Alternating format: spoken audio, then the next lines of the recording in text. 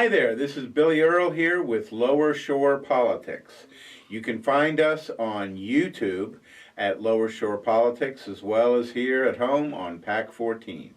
Today's guest, and we are honored to have him here, is Dr. Kirkland Hall, a professor of kinesiology at UMES, and just as important, if not more, a candidate for the House in 38A.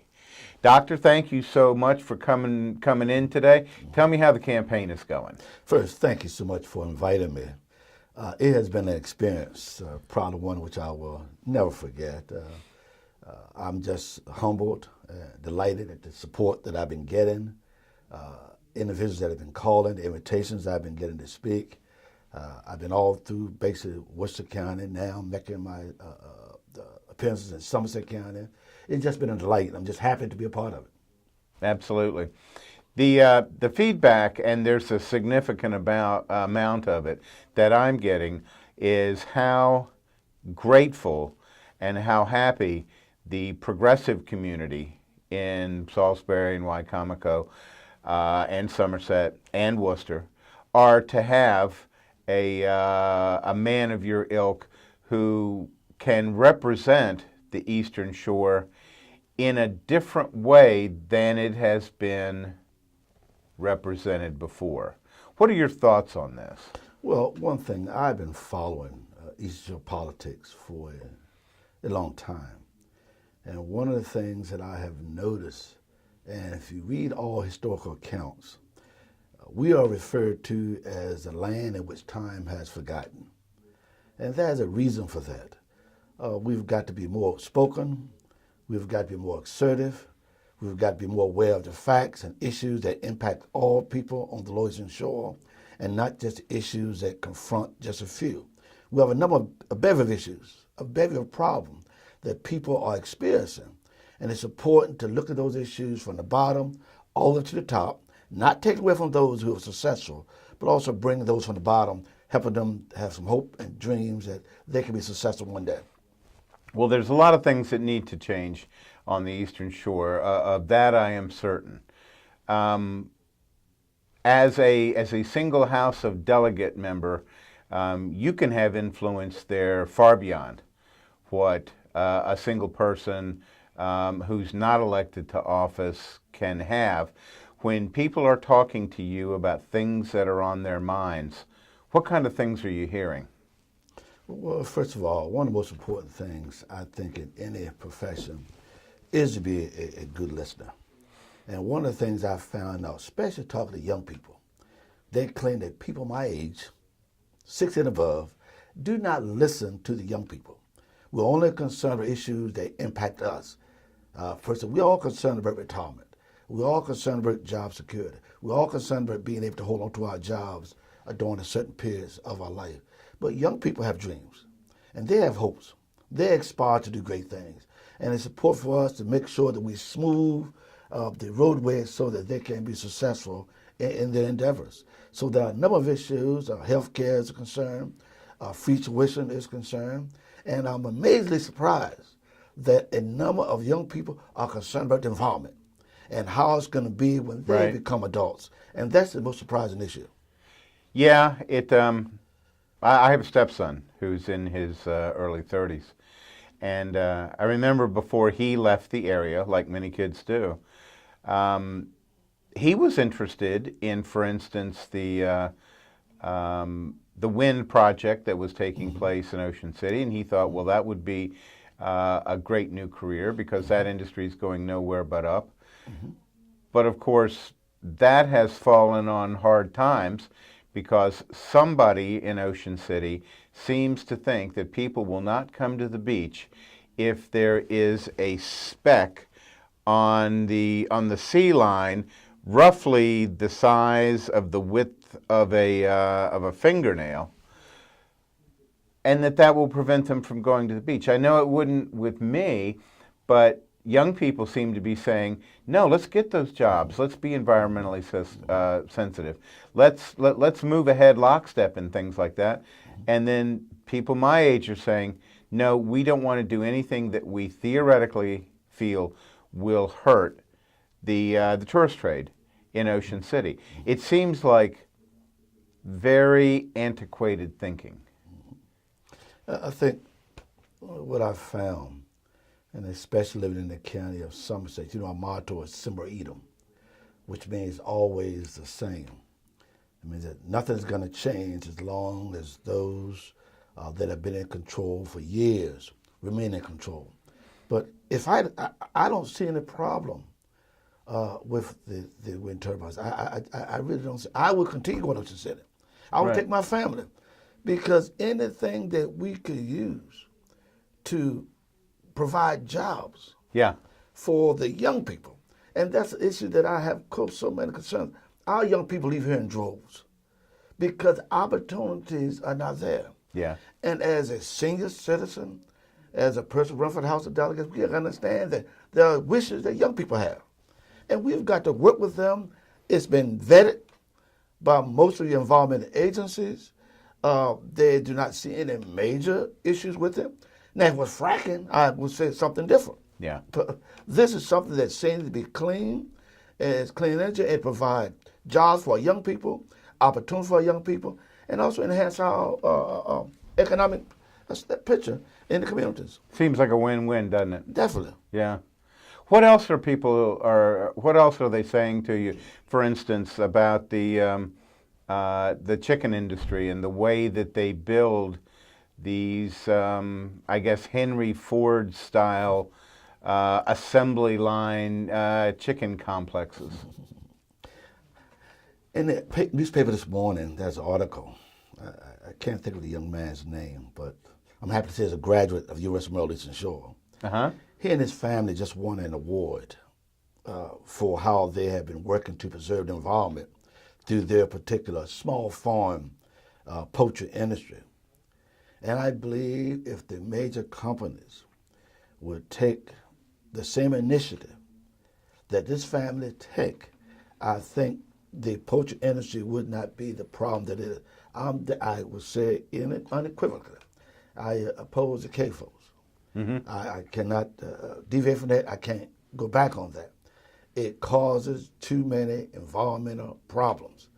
And we have the scientists on one side, scientists on the other side.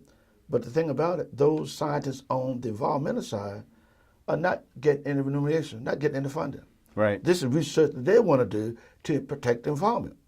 Now, I'm not questioning the honesty and integrity of those other agencies, but evidence shows that those large poultry CAFOs cause severe problems in our communities. Mm-hmm. Not only that, we're looking at how our young kids are leaving the community.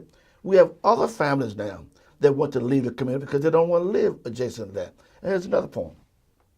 I hear, said, Mr. Hall, if you look at all this land, it is zoned agriculture. Why was it zoned agriculture? Mm-hmm.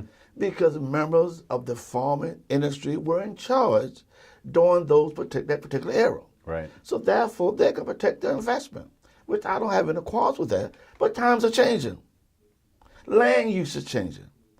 People are changing. Yeah. And if individuals want to come to live in Somerset County, Worcester County, Wacomo County, they should be able to come and enjoy life and have peace and tranquility and not to worry about not going outside, having to smell these odors that come from these large industrial-sized farming industries. On top of the inconvenience of the smell, though, there seems to be mounting evidence regarding long-term health issues that are above and beyond. Not only the asthma issues, but the cancer issues. Are young people concerned about that? I think most of them are. Again, I teach a number of health classes, and I asked them to do a family tree and let me know how the older generation who died in their families, and most of them say it was because of cancer. Mm-hmm. Then number said diabetes. But we have to understand that cancer in Somerset County has the highest incidence of death rate. Yeah. We look at Sussex County in Delaware also ranks very high. Wacomo ranks high. But one of the other issues that I think that we're overlooking is the fact that once these plants are put in place, it's tough to replace or the damage that have occurred from these large industrial-sized poultry houses that are placed in. Also, Somerset County is the poorest county in the state of Maryland. Yeah. Have all traditionally been the poorest county in the state of Maryland. So why would we want to bring an industry in at large scale? And let me make some of this clear. I support the small farmers. Yeah. 100%. But I do not support the large industry-sized CAFOs that are coming in. It's the poorest county in the state of Maryland. Therefore, a number of people don't have health insurance. They have no way, no transportation even to get to the doctors. Yeah. So therefore, now we're putting a double whammy on those folk who just want to live. They're trying to survive the best way they can. They're unemployed. Now they got another issue that's going to impact their life and the life of their children. It's pretty serious stuff, isn't it? You know, it's heart-wrenching, and it's really sad that we, some in this country, place economics and the money we put in our pocket over the lives of our citizens, and that's really sad because they have no voice. Yeah. They don't have the funds to fight these large companies, and that's the sad thing about it. Wow. When you're out on the trail and you're talking to people, what else are you hearing about things that people, both young and old, are interested in and want to see a new style of leadership, a more progressive style of leadership? I think one of the common themes that I hear is that most citizens want their candidates, elected officials, to listen to their concerns and work to improve their quality of life and standard of living. They do not want the life that they lead and their children and grandkids be subjected to that same type of lifestyle. Right. And that seems to me the biggest cry that I had, especially in Somerset. Because again, poorest county in the state of Maryland, and there's no evidence that's going to change in the near future. So therefore, we got to come up with a plan. It's going to take some time, but it has to put a plan in place.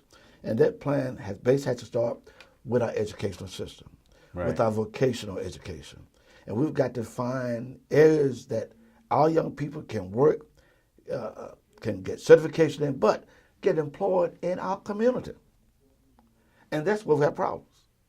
They can work, they can get a degree, and then when they get the certification, there's nothing for them in the community. Nothing for them to So point towards. we have to start somewhere and try to put something in place so that a young person, a young male or female, can go to school and go. What young person? They want to go to school, study, do all this homework, just to work in a poultry plant. Yeah.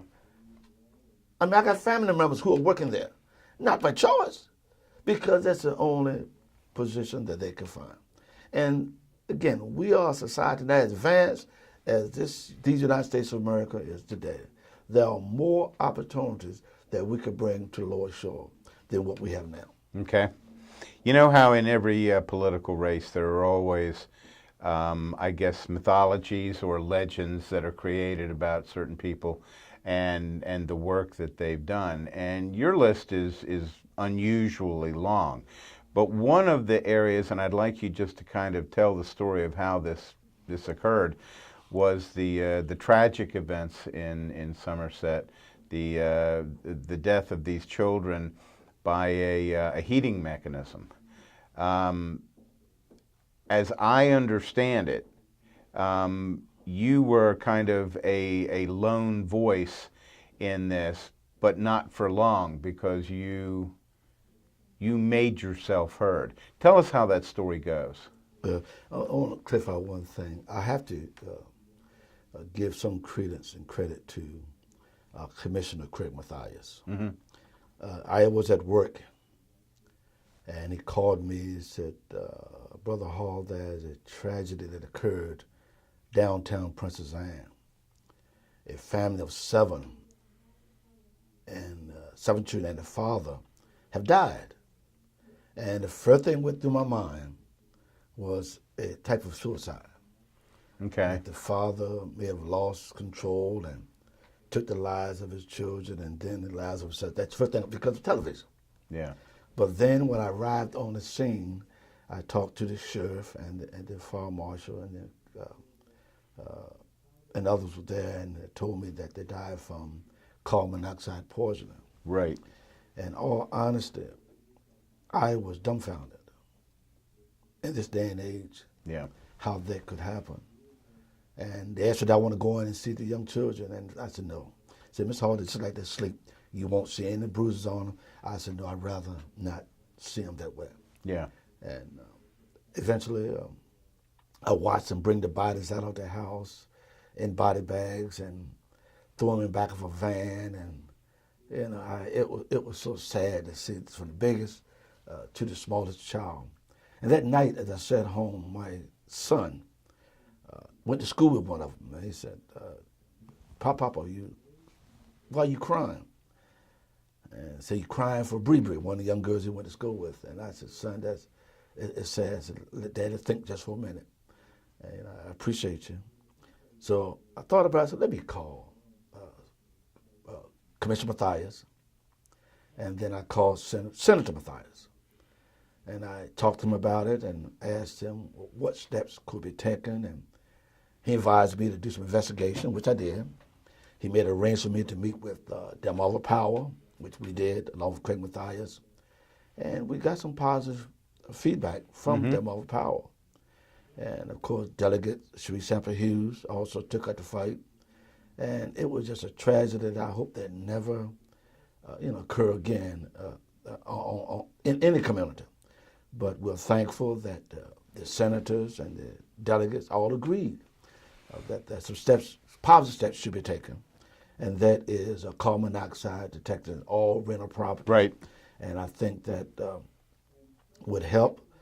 It would ensure the safety of young children.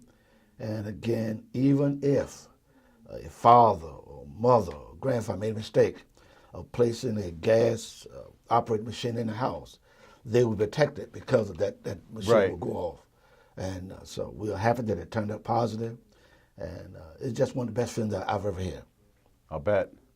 Yeah, it's always sadder when children perish, especially in a situation like this where seemingly the legislation that would require a CO2 alarm in the house should have been done long before, you would think.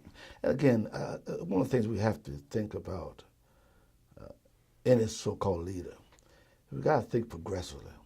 And although it's too late for that family, but you have to think about some things that can happen.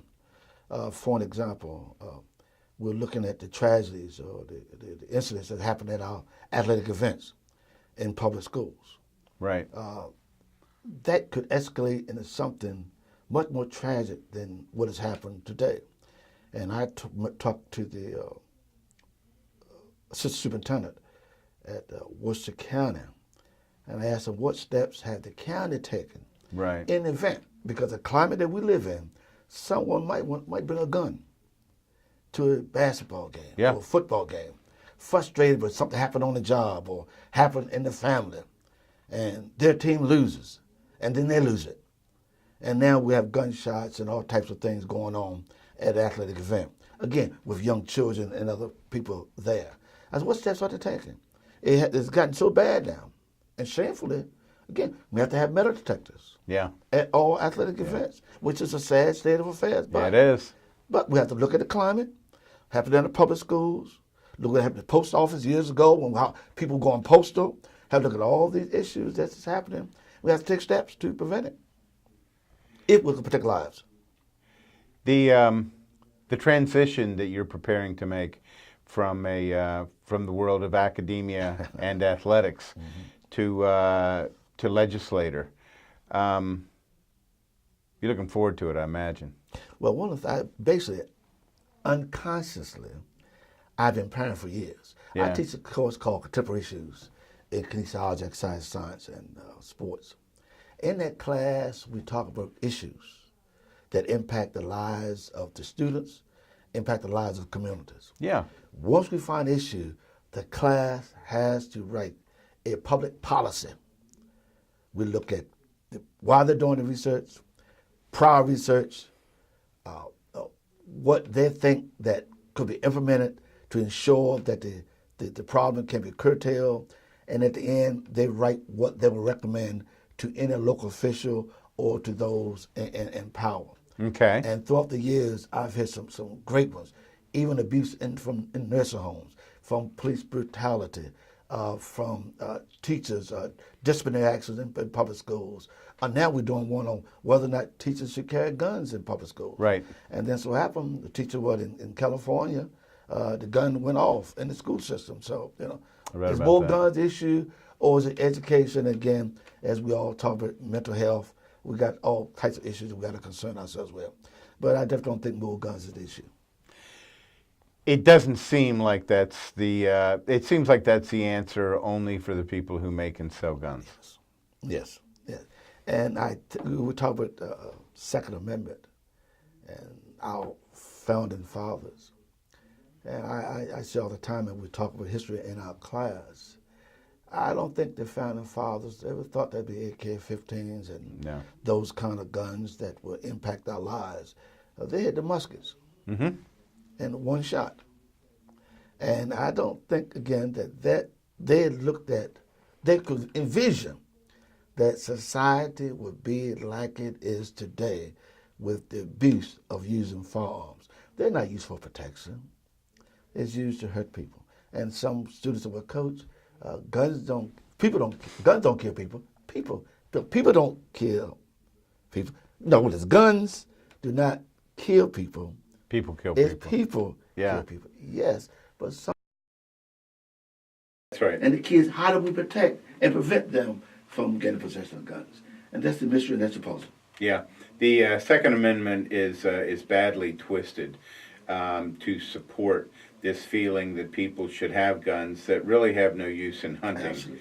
The origin of the Second Amendment was the Founding Fathers were attempting to garner the support of the Virginia delegation. The Virginia delegation wanted the gun amendment included because they wanted to support at the time what was known as slave militias. They were very much afraid after the Bacon Rebellion that black and white poor would band together and overthrow the oligarchy. So this gave not only the guns, but in places like Georgia, everybody, all of the landowners were required to be part of this militia.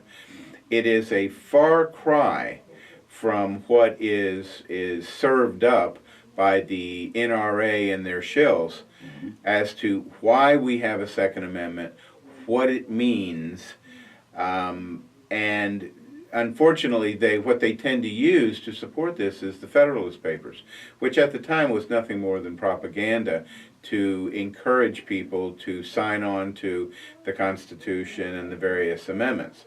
So we got here on a very crooked road, and now we have young people. Now, I am thrilled with the way that young people are getting involved in politics, the Jake Burdett's of the world, the Jared Scheinblau's, the Michelle Gregory's, the Michael Feldmans, the people who are getting uber involved in politics. But there is a place for old folks like you and I to still be involved because we've been around the block once or twice. Bring a little wisdom to the table. A little wisdom to the table. And to be able to some degree, to governor some of the expectations. Because things in a society run by the wealthy, which is what we have in the United States, changes slowly. Yes. And so it is a question of perseverance. Yes. Now, your race comes up in November. If I'm sitting out there watching this on YouTube or on PAC 14, how do I get a hold of Dr. Kirkland Hall to come out and go door to door, to make some telephone calls, to host a house party? How do I get that done? One, through email, kirklandhall44@gmail.com. Phone numbers 410-651-4546. My wife doesn't know it, but she's my secretary. 410-603-3367, and we'll try to respond, and we'll have to contact. We'll try to do it as expeditiously as possible. But Bill, let me say one more thing. The opiate and heroin problem that we have in our community. That has impacted a number of people, hurt a lot of families, separate a lot of families. But in our communities, we have an insatiable appetite for drugs. And we have got to come up with some type of plan, and I know it's going to take the act of God, whatever, to change the desire for individuals to have for drugs. And it's the rich, it's the poor, it's the black, and it's white. But somehow we've got to continue educating our young children when they're small, let families know that because they may lack substance as finances or some things, that drugs is not the way, because young children basically watch what they see adults do. Right. And not only that, it's about our parents making sure that we're talking to our young people, letting them know the dangers, and ask them, are there any problems? I think we've gotten too busy with our own personal interests that we've forgotten all about our young people, that they have problems, they have concerns, and even with the bullying that's going on in public schools. Yeah. We've got to pay attention. If a child tells us something, we got to understand that child not telling us that just because they want to fib to us. We've got to do some investigation. We've got to take our time and stop what we're doing immediately and check on the welfare and safety of our children. Yeah. And I think we just gotten away from that family-oriented philosophy we should have in days of old. Wow. Sitting down at the table. Yeah. Having dinner. Even if you're watching TV together, stop and just ask some questions and just see how young people are feeling. Mm-hmm. And then again, old adults, we have to do the same thing. Yeah. Because depression and loneliness cause people to do a lot of things. Yeah, it does. That they would not ordinarily do. So we've got a number of issues, but we've got to be vocal. We've got to let the world know that we're concerned about it. And one of the problem questions you ask, young people want to know, where do we stand? Where do you stand on issues? And are you going to stand by that issue? Or are you going to change because somebody flapped a few dollars to it? Yeah. I've been poor all my life. Money has not, as long as I can pay my bills, feed my family, I put my daughter through medical school, put myself through school, another son through college, I'm happy and content. How much money does a person need to survive? Right. How much money does a person need to live? But my dream has always been to help to improve the quality of life of others. That's why I'm in health professions. That's why I coach. That's why I teach, to make people better individuals. Wow. Well said. We are just about out of time. Once again, your email address is? Kirkland Hall 44 at gmail.com. And that phone number? 410-651-4546 or 410-603-3367. Okay. Well, Coach, I want to thank you for coming by today. And as always, you are just an encyclopedia of wisdom and progressive forethought. This is Billy Earl, and this is another episode of Lower Shore Politics with Dr. Kirkland Hall. Just can't hurt. I'm just looking